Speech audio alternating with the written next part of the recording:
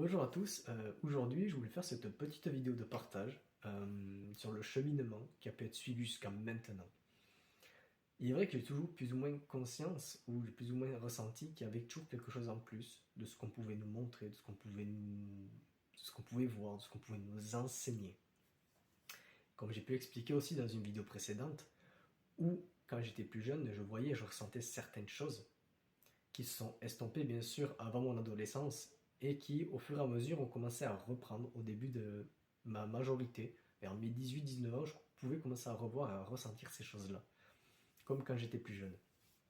Mais avant, il y a eu une énorme recherche au niveau du monde, de savoir ce qui pouvait se passer à l'extérieur. Une quête, une soif de savoir vraiment tout ce qui pouvait se passer sur tous les sujets possibles à l'extérieur.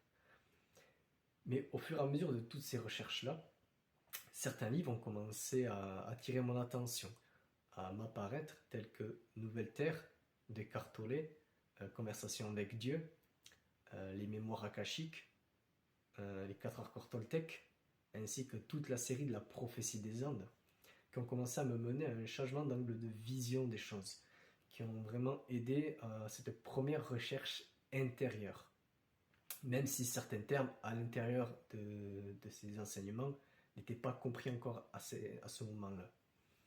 Mais au fur et à mesure de ce cheminement, d'autres livres ont commencé à apparaître, tels que les enseignements de Gary Renard, avec Et l'univers disparaîtra, Votre réalité immortelle, ainsi que L'amour n'oubliez personne, qui ces 3 livres m'ont amené sur l'enseignement et l'apprentissage de Un cours en miracle, et aussi de Ramana Maharshi et de Ken Wapnick, L'Arche du Pardon.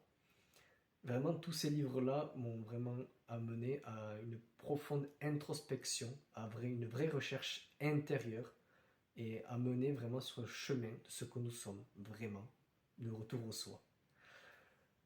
Tout ce chemin, vraiment, ce cheminement qui a pu amener vraiment sur le chemin de la non-dualité. En tout cas, voilà la fin de cette petite vidéo de partage. À bientôt!